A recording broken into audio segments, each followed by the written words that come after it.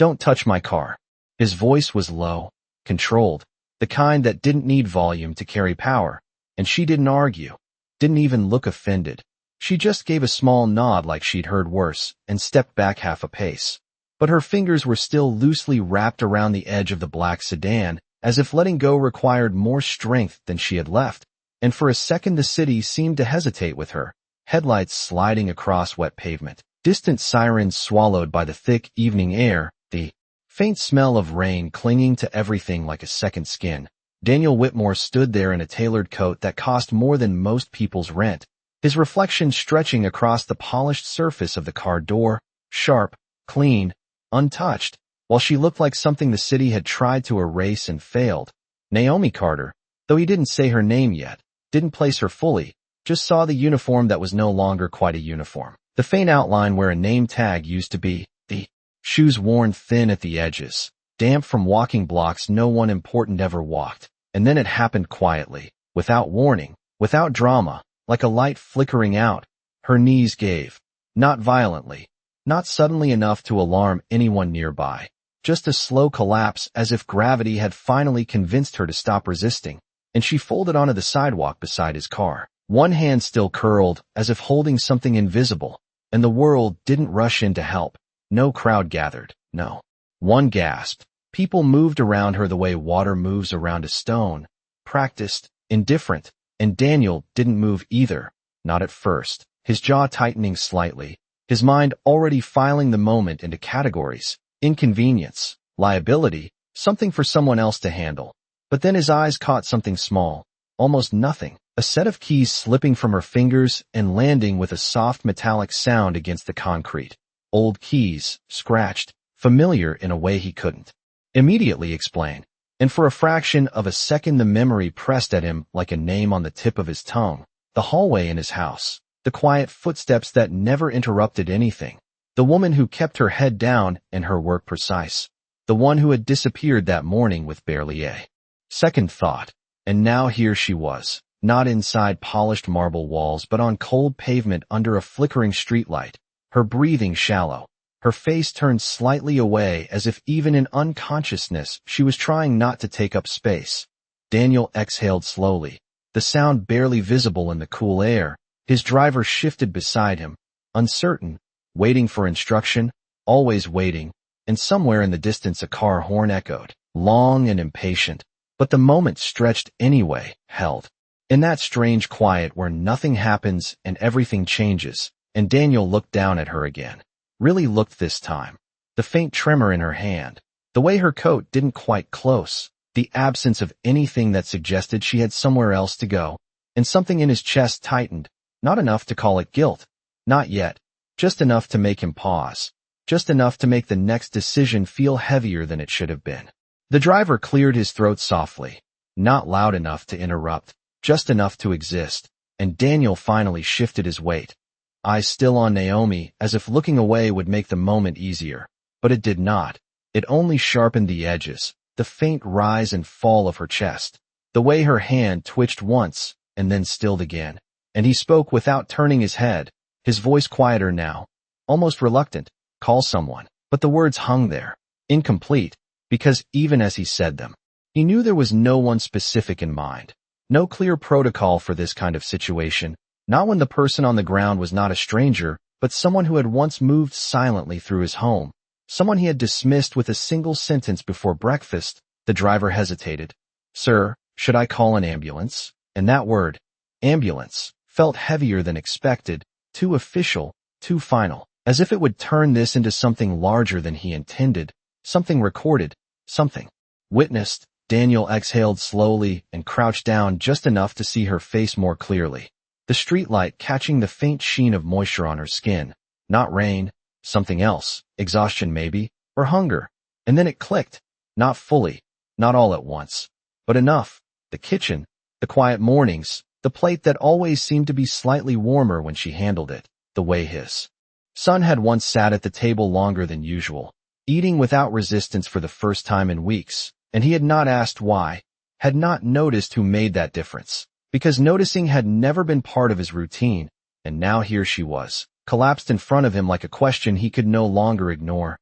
No ambulance, he said finally, the decision landing between them with a strange kind of finality. Help me. And the driver moved quickly then, stepping forward, careful, unsure where to place his hands, while Daniel reached out, pausing for the briefest second before touching her shoulder, not out of fear, but something closer to unfamiliarity, as if contact itself required permission he had never learned to ask for.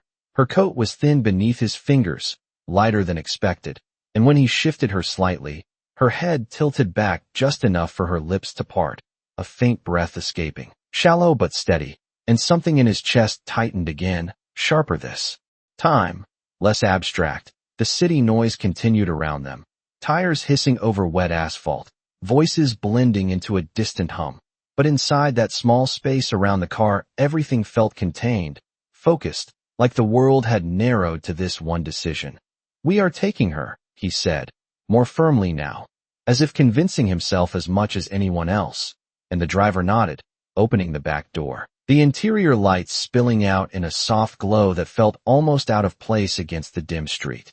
Together they lifted her carefully, not with urgency but with a kind of cautious respect, her hand falling loosely against Daniel's sleeve for a moment before sliding away, and he noticed how light she was, how little effort it took, and that realization settled somewhere deep, uncomfortable, undeniable, as they eased her into the seat, her head resting against the leather, eyes still closed, expression unchanged, not peaceful, not distressed, just empty of anything that demanded attention, and Daniel straightened slowly, standing there for a second longer than necessary, the open door between him and her like a threshold he had not planned to cross tonight. The driver looked at him again, waiting, always waiting, and Daniel gave a small nod, decisive this time. Hospital, he said, then after a pause, quieter, almost to himself. No. Take us home. The car moved through the city with a quiet steadiness that felt almost disconnected from the world outside, rain streaking across the windows in thin lines that blurred headlights into soft gold smears, and inside the back seat Naomi remained still, her breathing shallow but consistent, her head leaning slightly toward the door, as if even in unconsciousness she was trying to take up less space than she needed. Daniel sat across from her, one arm resting on his knee, his fingers loosely clasped together, but his posture was not relaxed. It was controlled, deliberate, the kind of stillness that comes from not knowing what to do next. He had made the decision, said the words, redirected the car, but now that they were moving, now that there was no interruption, no noise to hide behind, the weight of that decision began to settle in. He watched her face again, really watched this time.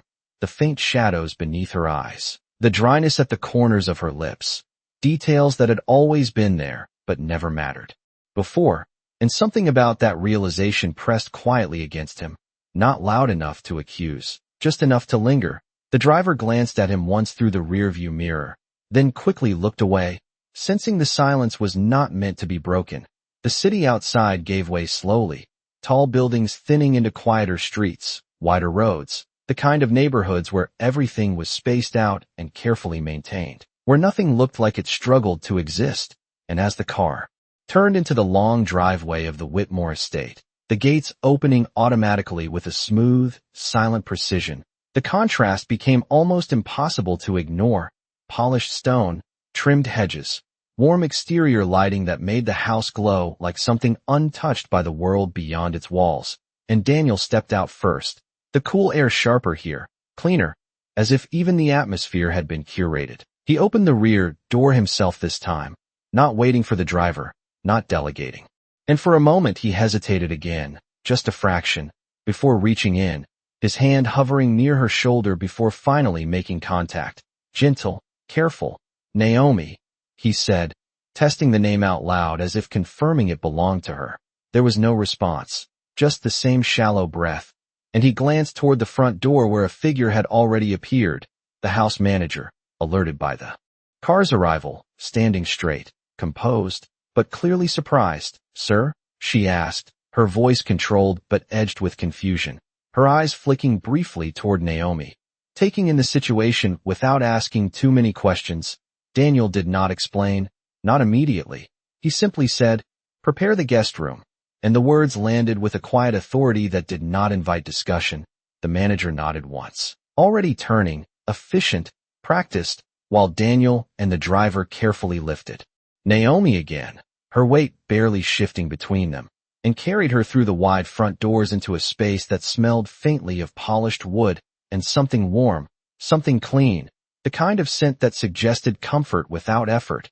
And as they moved down the hallway, past rooms she had once cleaned without ever truly entering, past surfaces she had wiped down without ever pausing to look, Daniel became aware of the strange reversal unfolding, not dramatic, not announced, just present.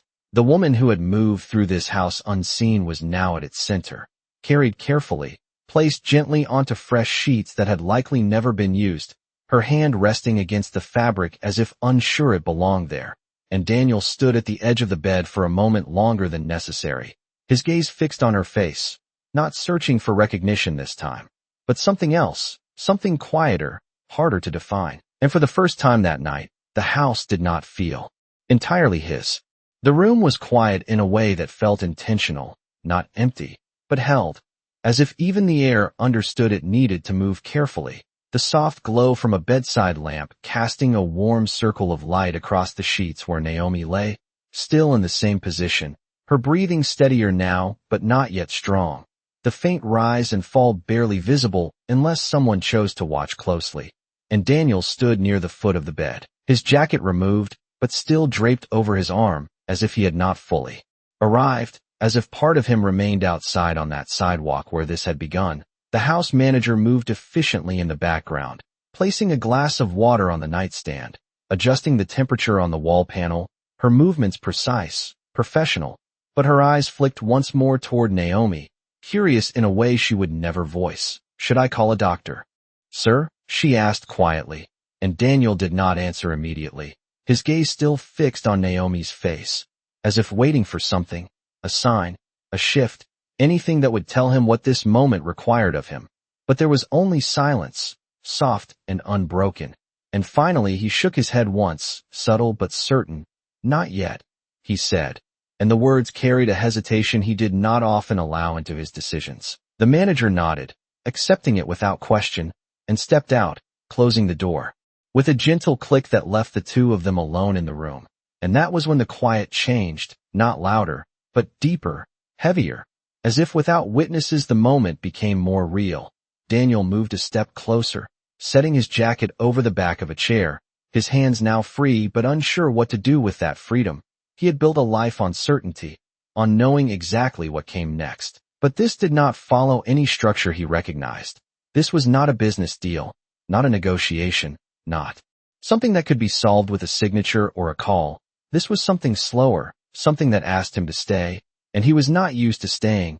His eyes drifted to the nightstand, to the empty glass, to the small details that usually went unnoticed, and then back to her. And for a moment he saw her not as the person who had cleaned his home, not as an employee, but simply as someone who had reached a point where there was nothing left to give. And that thought settled differently then.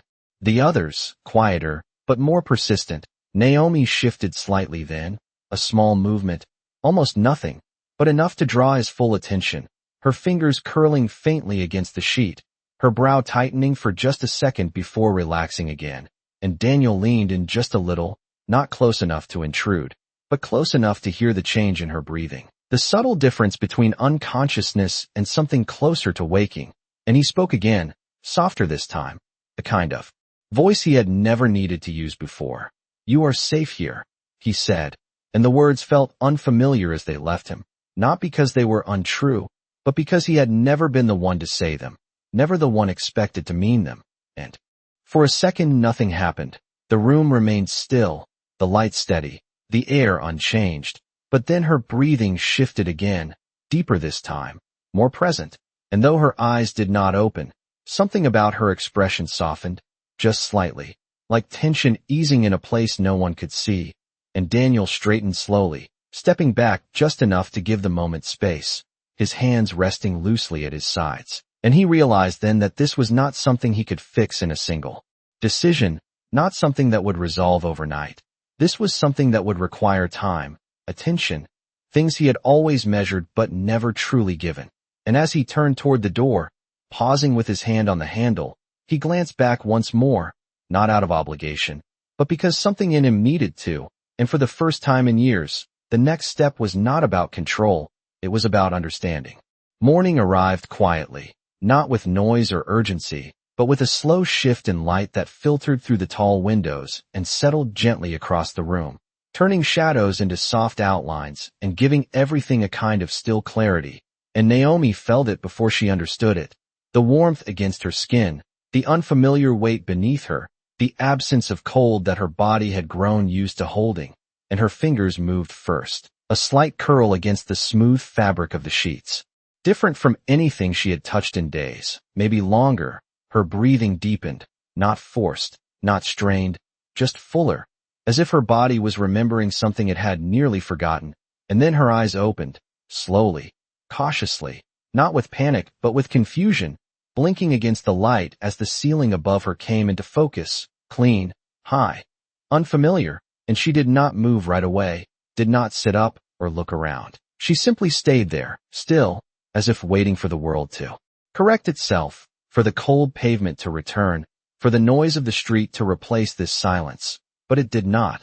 The quiet held, steady and unbroken, and she turned her head slightly, her gaze drifting to the side where the nightstand stood, the glass of water catching the morning light, untouched, real, and something in her expression shifted, not relief, not yet, just awareness, and she pushed herself up slowly, her movements careful, measured, as if unsure her body would follow through, her feet touching the floor with hesitation, expecting hardness, expecting cold, but finding neither, and she paused there, sitting at the edge of the bed, her hands resting lightly on her knees, grounding herself in the moment, and then the memory came back, not all at once, but in fragments, the street, the car, the voice, the moment her strength gave out, and her brow tightened slightly as she tried to place what had happened next, but before the thought could settle, there was a soft knock at the door, gentle, almost respectful, and it opened just enough for the house manager to step in, her posture composed, her tone calm. "Good morning," she said, not overly warm, not distant, just neutral in a way that did not demand anything in return. Naomi looked at her, then around the room again, the question already forming in her eyes before she spoke it. "Where am I?" Her voice quiet, rough at the edges but steady, and the manager answered without hesitation, "You are in Mr. Whitmore's home," and the words landed softly but carried weight, and Naomi's gaze dropped for a moment, her hands tightening slightly against her knees as the pieces began to align, not fully, not comfortably, but enough, and she nodded once, slowly, as if accepting something she did not yet understand. "He asked that you rest," the manager continued, placing a small tray on the table near the window. Simple, nothing excessive, just enough, and Naomi's eyes followed the movement, then returned to the floor, not reaching for anything, not assuming it was meant for her, and the manager paused for a brief second, noticing, then added quietly, "It is for you." And something in Naomi's expression shifted again, subtle but clear, a hesitation giving way to a quiet disbelief, and she looked back up, not at the food, but at the woman, as if confirming that the statement was real, and when no correction came, no condition attached, she exhaled softly, the sound barely audible, and reached forward, her hand steady but careful, as if even this small act required permission she had not been given in a long time. And outside the room, down the hallway where the morning light stretched across polished floors, Daniel Whitmore stood still, unseen, listening not to words, but to the quiet rhythm of something changing that he could not yet name. Naomi did not rush, even after the first bite, even after the warmth of real food settled into her. She moved slowly, deliberately, as if each motion had to be relearned, her fingers steady but cautious, her eyes lowering between bites not out of habit alone, but out of something deeper, a quiet discipline shaped by years of taking less than she needed, and the room remained still around her. The soft hum of the house barely noticeable, the kind of silence that did not press, did not demand, just existed, and for a while that was all there was, the quiet rhythm of eating, of breathing, of being somewhere safe without needing to prove it. And outside in the hallway Daniel remained where he was, Not hidden, not exactly, but not present either. His posture relaxed in appearance, but not in intention, one hand resting lightly against the wall as if grounding himself in a space he had always owned but never truly observed. He could hear the faint movement inside, the subtle shift of fabric, the quiet clink of utensils against porcelain, small sounds that should have meant nothing, but now each one seemed to carry weight, and he realized he was listening in a way he had not before, not for information, not for outcome, just for presence. And that realization unsettled him more than he expected, because it required nothing from him except attention, and attention had never been something he gave freely. The house manager passed by once, her steps soft, her expression composed, but she paused just slightly when she saw him standing there, a question unspoken in her eyes, and Daniel gave a small nod, enough to dismiss it, enough to keep the moment contained, and she continued on without a word, understanding that whatever was happening here did not belong to routine. Back inside the room, Naomi had finished half the tray and stopped, not because she was full, but because stopping had always been part of survival, and she sat back slowly, her hands resting in her lap again, her gaze drifting toward the window where the morning had fully arrived, light stretching across the floor, touching the edges of things she did not yet feel belonged to her. And for a moment, she simply watched it, the way it moved without asking permission, the way it filled the room without hesitation, and something in her shoulders eased, just a little, just enough to be noticed if someone was paying attention, and Daniel saw it. Not clearly, not completely, but enough to understand that this was not about fixing something broken. This was about allowing something to exist without pressure, and that thought stayed with him as he finally stepped away from the door, his footsteps quiet against the polished floor, moving down the hallway not with urgency, but with intention. And as he walked, he found himself recalling details he had never considered important before, the way she had always arrived early, the way she never spoke unless spoken to, the way his son had once paused mid-meal and looked toward the kitchen as if waiting for something unseen, and the memories settled differently now, not as background, but as something he had missed entirely. And when he reached the end of the hallway, he stopped for a moment, looking out through the tall windows into the wide, open grounds beyond. Everything ordered, everything controlled, and for the first time it felt incomplete, not because something was missing, but because something had been there all along, and he had chosen not to see it. And back in the room, Naomi slowly reached for the glass of water, lifting it with both hands, taking a careful sip, her reflection faint in the surface as it tilted, and she watched it for just a second longer than necessary, as if confirming that this moment, quiet and simple as it was real. The door remained slightly open after the house manager left earlier, not wide enough to invite, not closed enough to isolate, and Naomi noticed it only after she had finished the water, her eyes drifting toward that narrow space where the hallway light met the quiet of the room, and she sat there for a moment longer than necessary, her hands resting loosely in her lap, her breathing even now but still careful, as if each breath had to be measured against something she had not fully released.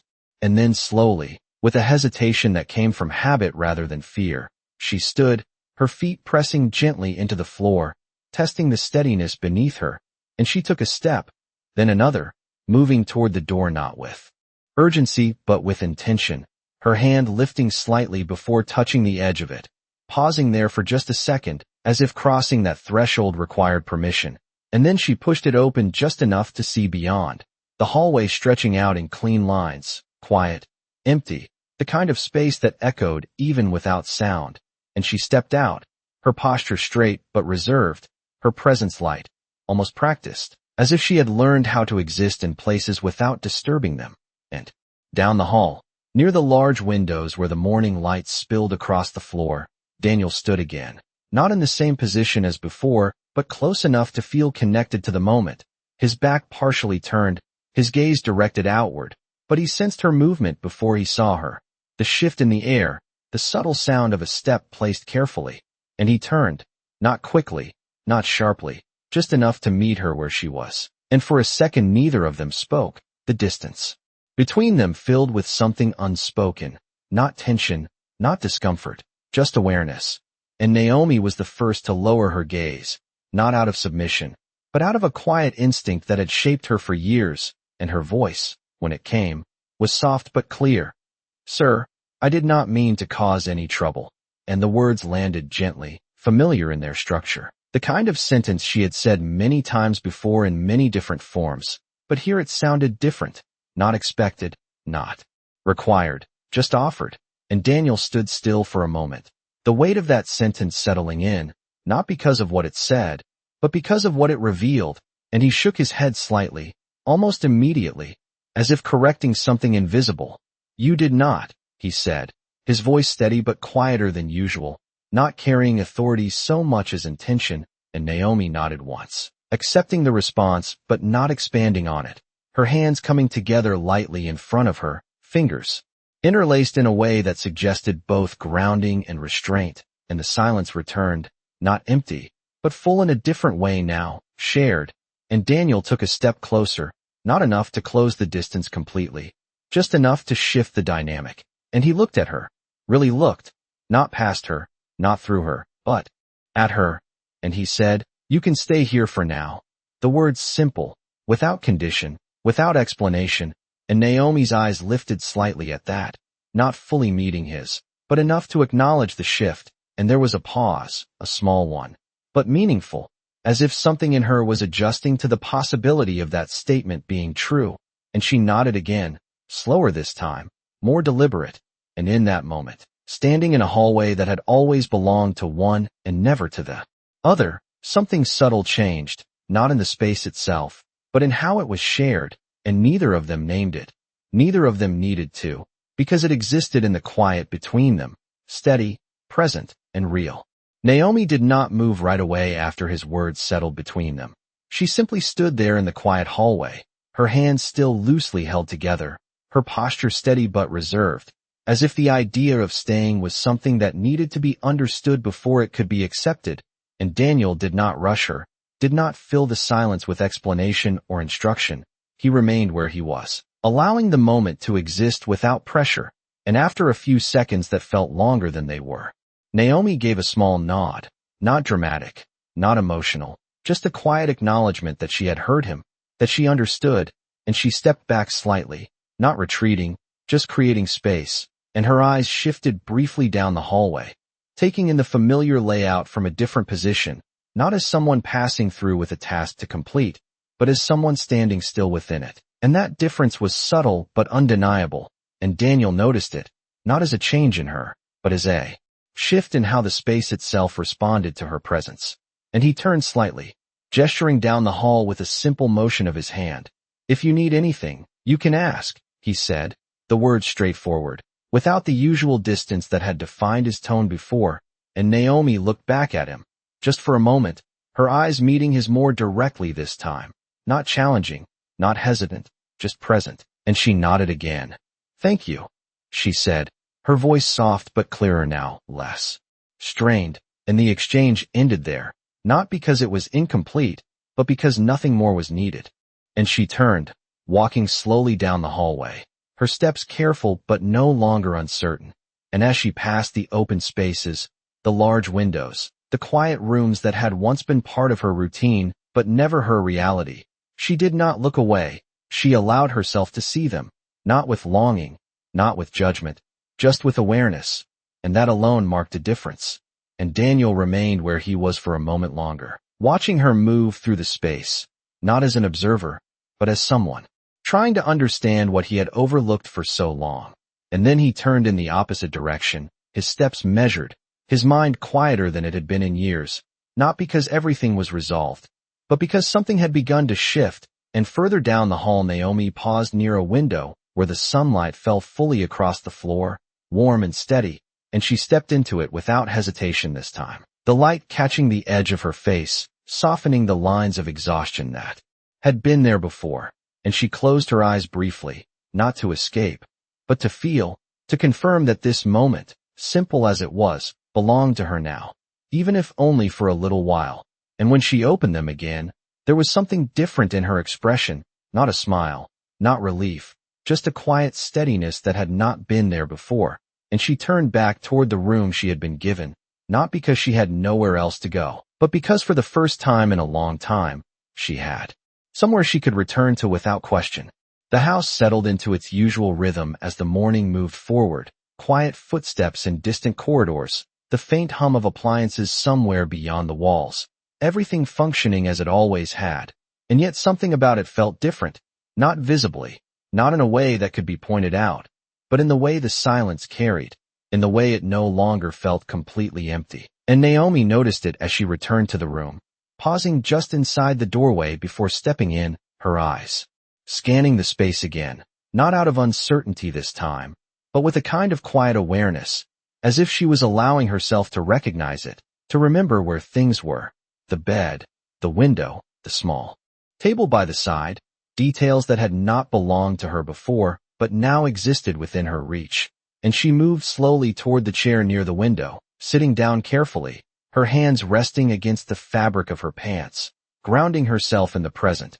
And for a moment, she simply breathed, not shallow, not guarded, but steady, and the difference was subtle but real.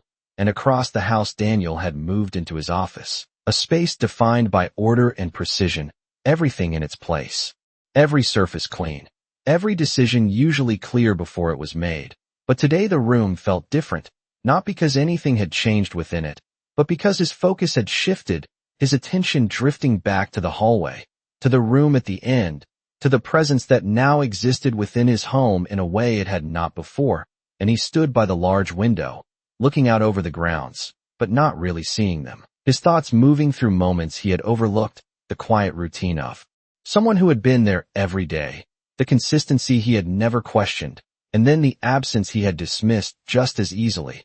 And it settled in now, not as regret exactly, but as recognition, a slow understanding of how easily something valuable could be ignored when it did not demand attention.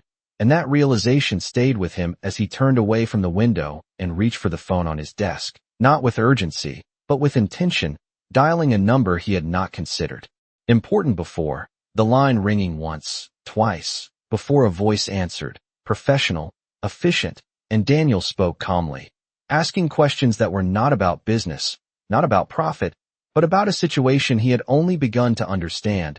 And back in the room Naomi sat still, her gaze drifting toward the door again, not expecting anything, not waiting, just aware.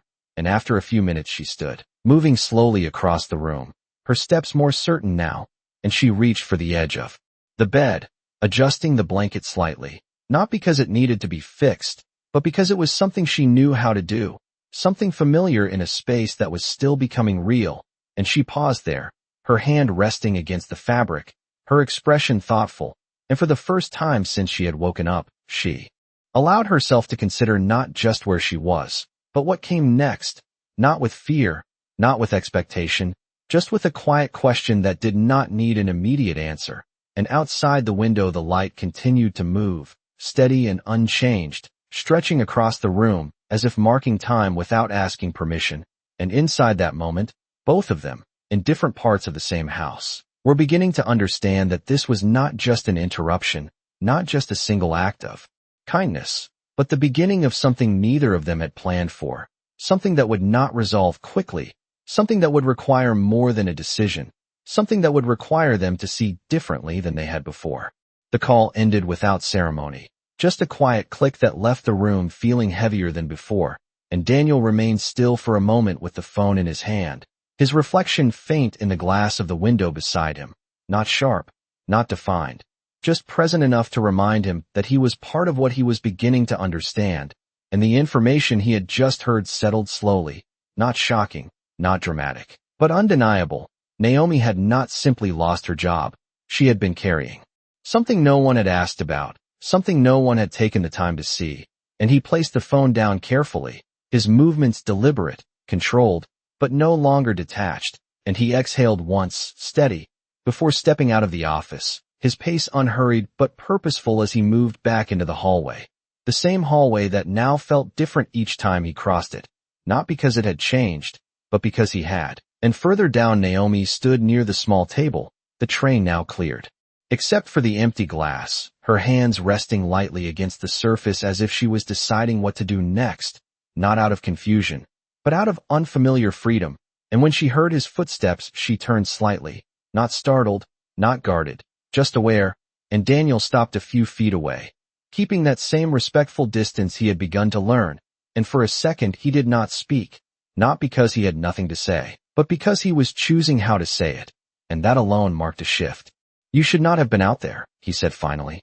His voice calm, not accusatory, not questioning, just stating something that had already been understood, and Naomi's gaze lowered slightly, not in shame, but in quiet acknowledgement, and she answered simply, "I did not have anywhere else to go." And the words were plain, without weight added to them, without explanation, and that made them land heavier than anything else could have. And Daniel nodded once, slowly, as if confirming something he had already begun to realize, and he stepped a little closer, not enough to intrude, just enough to change the space between them. "You were dismissed this morning," he continued, not as a question, but as a confirmation, and Naomi nodded again, her hands now loosely clasped in front of her, steady, composed. "Yes, sir," she said, and there was no bitterness in her voice, no edge, just fact, and that absence unsettled him more than anger would have, because it left no defense, no argument, only truth, and he paused, the silence stretching, just long enough to matter, before asking the question that had been forming since the call. "Why did you not say anything?" And Naomi lifted her eyes slightly, not fully meeting his, but enough to answer with clarity.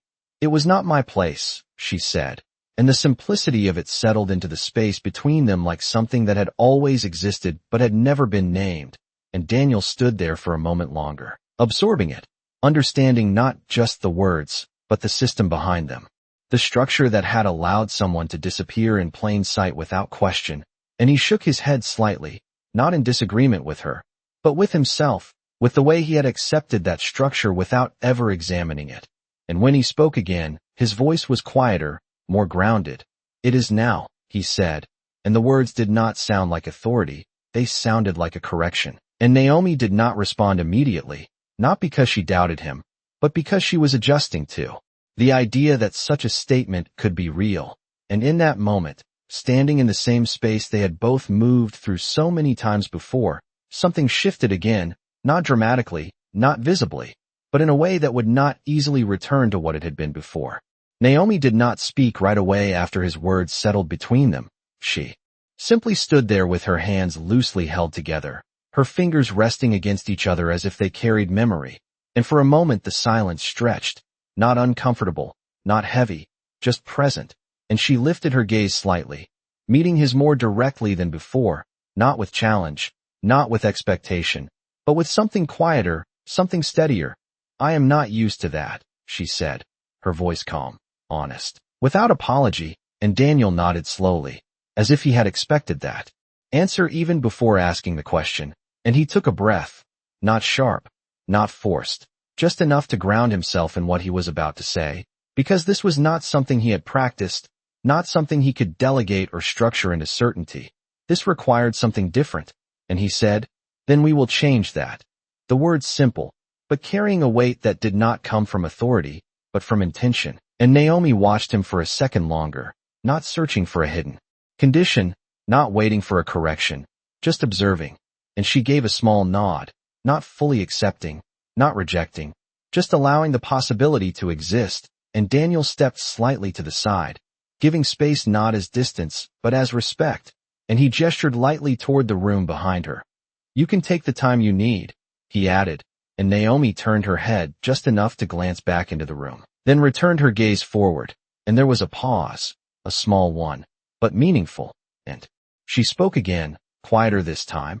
"I would like to work," and the statement was not a request, not exactly, but something closer to identity, something she held on to because it was familiar, because it gave structure to her place in the world, and Daniel did not respond immediately, not because he disagreed, but because he understood what was behind it, the need to earn space, to justify presence. And he shook his head gently, not dismissing her, but redirecting the meaning.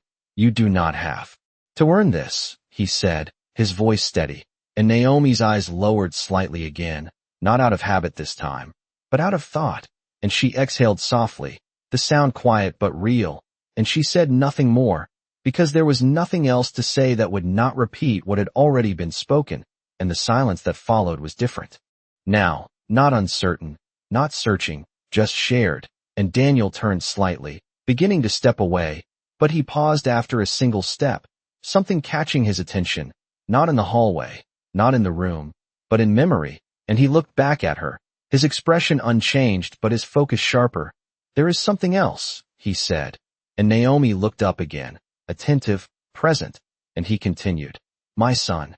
And the words shifted the space in a way neither of them had expected, not louder, not heavier, just more specific, and Naomi's posture changed slightly, not visibly to most, but enough to register, her shoulders straightening just a fraction, her attention narrowing, and Daniel noticed it, the subtle recognition, the familiarity that passed through her without needing explanation, and for a moment neither of them spoke, because both of them understood that this part of the conversation was not about the past. It was about something that had never been fully seen, and something that was about to be. Daniel did not continue immediately after saying those words. He simply stood there, allowing the meaning to settle between them, and Naomi did not interrupt, did not ask. She waited, her posture steady, her attention focused in a way that suggested she already understood more than had been spoken. And after a moment Daniel turned slightly, gesturing down the hallway, not with urgency, not as a command, but as an invitation, and Naomi followed without hesitation, her steps quiet but sure, the distance between them measured and respectful. And as they moved through the house the atmosphere shifted again, not visibly, but in the way the silence carried something unspoken, something shared, and they stopped in front of a closed door at the far end of the corridor, a part of the house that felt more contained, more personal. And Daniel paused there, his hand resting lightly on the handle, not opening it right away, as if this moment required more care than the others, and he spoke. Quietly, he does not respond to most people. The words simple, but carrying the weight of something that had been repeated many times before, and Naomi nodded slightly, her eyes on the door, her expression calm but attentive, and Daniel continued. He has not spoken in months, and there was no frustration in his voice, no anger, just a quiet acknowledgement of something he could not control, and Naomi's gaze softened just slightly, not with pity, but with recognition, and Daniel noticed it, that subtle shift, the way her attention did not waver, and he opened the door slowly, the room inside dim but not dark, the curtains drawn just enough to soften the light, and in the center of the space a young boy sat on the floor, his back against the side of the bed, his hands resting loosely in his lap. His gaze fixed on nothing in particular, not restless, not calm, just distant in a way that suggested he was somewhere else entirely. And Naomi did not step forward immediately. She remained at the threshold, observing, not intruding, her body still, her breathing even, and Daniel stood beside her, watching not just his son, but her reaction, and for a moment nothing happened, the room holding its quiet like a breath not yet released. And then Naomi took a single step forward, slow, deliberate, stopping a few feet away, not close enough to disrupt, just close enough to be present. And she lowered herself slightly, not fully kneeling, but enough to bring her level closer to his, her hands visible, open, resting gently at her sides. And she did not speak right away. She simply existed there, in that space, without expectation, without demand. And after a few seconds that stretched into something meaningful, she said softly, "It is okay." The words barely above a whisper, not directed, not forced, just offered. And the boy did not respond immediately. His gaze unchanged, his posture the same. But something subtle shifted, something almost invisible, a slight pause in the stillness, a small change in the rhythm of his breathing. And Daniel noticed it, not because it was obvious, but because he had been waiting for anything, any sign, and Naomi remained where she was, not moving closer, not reaching out, just staying, her presence steady, patient, and the room, for the first time in a long time, did not feel closed. It felt open, not because anything had been said, but because someone had chosen to see without needing a response. And Daniel stood there, silent, his hand no longer on the door, his posture no longer guarded, watching something unfold that he had never been able to create, and realizing, slowly, that it had never been about control. It had always been about understanding. The room remained still after her words settled, not because nothing had changed, but because something had, something quiet and fragile that did not need to announce itself. and Naomi did not move. She stayed where she was, her presence steady, her breathing slow and even, as if she understood that whatever came next could not be rushed, and the boy's fingers shifted slightly against his lap.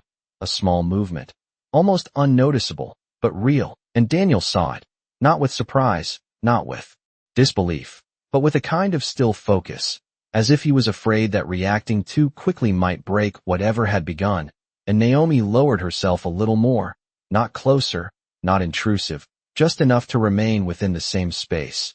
And she spoke again, softer this time, not to draw attention, but to remain present. You do not have to say anything. And the words rested gently in the air, not asking, not expecting, just allowing, and the boy's gaze, which had been fixed somewhere distant, shifted slightly, not fully, not directly, but enough to acknowledge that something had entered his awareness, and Naomi did not respond to that movement. She did not lean forward or reach out. She simply stayed, her hands still open, her posture relaxed but attentive, and Daniel stood behind her, silent, his usual sense of control absent, replaced by something unfamiliar, something quieter, something that required him to watch instead of act. And time moved differently in that room, not measured by seconds or minutes, but by breaths, by the subtle changes that only became visible when nothing else interrupted them. And then it happened, small, almost imperceptible. The boy's hand lifted slightly from his lap, not reaching, not signaling, just moving, as if testing something, and Naomi noticed, but she did not react. She allowed the movement to exist on its own, and after a moment his hand lowered again, but this time it rested closer to her, not touching, not yet, just nearer than before, and that was enough to shift the air in the room, enough to change something that had been closed for too long, and Daniel exhaled quietly, the sound barely audible, but it carried something with it, something that had been held in place for months, maybe longer, and Naomi finally spoke again, her voice calm, grounded. I am right here, and this time the boy's gaze moved, slowly, not fully meeting hers, but no longer distant, no longer unreachable. And in that moment, nothing else mattered, not the house, not the past, not the decisions that had led them here, just that small shift, that quiet connection that had not been forced, not been demanded, only allowed. And Daniel stepped back slightly, not leaving, just giving space, understanding now that this was not something he could control, not something he needed to fix. And as he stood there, watching the two of them in the soft light of the room, he realized something simple, something he had missed for too long. She had not changed his world by doing something extraordinary. She had changed it by seeing what everyone else had overlooked, and she did it without asking for anything in return, and the room, once silent and distant, now held something else entirely, something warm, something steady, something that did not need to be named to be real.